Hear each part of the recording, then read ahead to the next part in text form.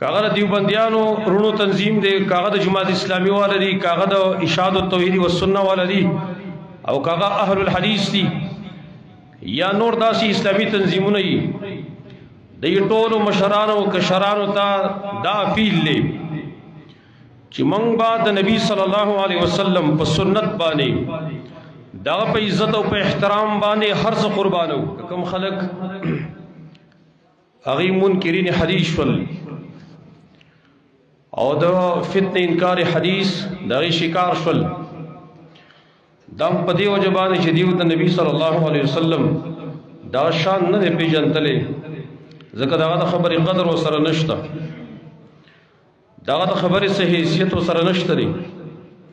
خپل عقل دغه په خبره باندې مقدم کړي او په خپل عقل سره د قرآن او د سنت مینس کې تعارض او ټکراو پیدا کړي.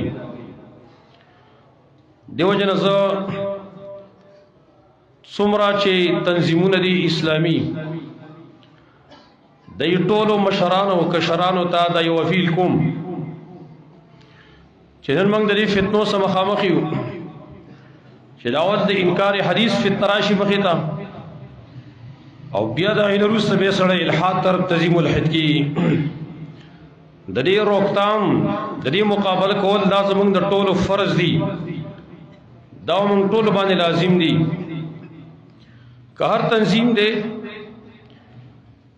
کاغذ دیوبندیانو رونو تنظیم دے، کاغذ جماعت اسلامی والا دی، کاغذ اشاعت التوحید والسنہ والا دی، او کاغذ اهل الحدیث دی یا نور داسی اسلامی تنظیمونه ای د ټولو مشرانو کشرانو ته دا اپیل لے چې موږ با د نبی صلی الله علیه وسلم په سنت باندې دا په عزت او په احترام باندې هر څه قربانو.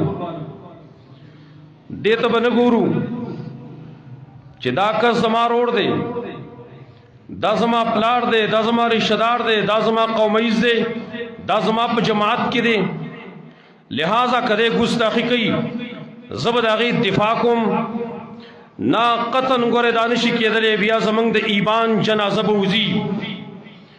اللہ اٹل پہ سرک کردی دا قل ان کان آباؤکم و ابناؤکم وإخوانكم وأزواجكم وعشيرتكم وأموال اقترفتموها وتجارة تخشون كسادها ومساكن ترضونها أحب إليكم من الله ورسوله وجهاد في سبيله فتربصوا حتى يأتي الله بأمره.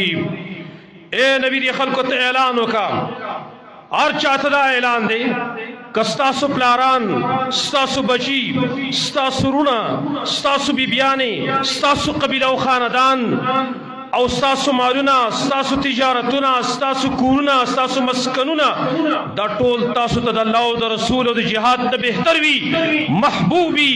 فتربصوا حتى ياتي الله بامره. انتظار کوئ چې الله رب باندې خپل عذاب بیا راولي. چې هر کله زما پلار د الله او د رسول په مقابله کې مخ ته راشي، زه الله او رسول غوره نکم، نو ګوره بیا د الله د عذاب انتظار وکوم. دغه شان بچي، ښځه، قبیله او خاندان چې هر کله دیو د الله او د رسول مخ ته راشي، دی په مقابله کې راشي او زه دیو غوره کوم او الله او رسول پرېږدم، زما ایمان هغه خرابېږي. نو چې کله بیا خپل یو یار دوست، خپل تنظیم او خپل جماعت کس هغه چې کله ګستاخ رسول جوړیږي او داغه نه اعلان برات تکوم، نو بیا زما د ایمان به کم حال وي. لہذا دا اختلافات ټول پرېږدئ. ٹک دف فهم الحدیث کی با اختلافات وی، یو بیو شان فهم بل بل شان فهم، لیکن پا حجیت الحدیث کی منگ طول انشاءاللہ متحدی و متفقی. لہذا کم کس چا اگر گستاخ رسول لے حدیث تا نبی صلی اللہ علیہ وسلم حجت تا گنی داغنا مکمل منگ اعلان دا برات کو کپلار میں ولی نہیں، کزوی میں ولی نہیں، کرور میں ولی نہیں، کزمارت تنظیم و دا جماعت کس ولی نہیں، ندید منگ اعلان دا برات کو.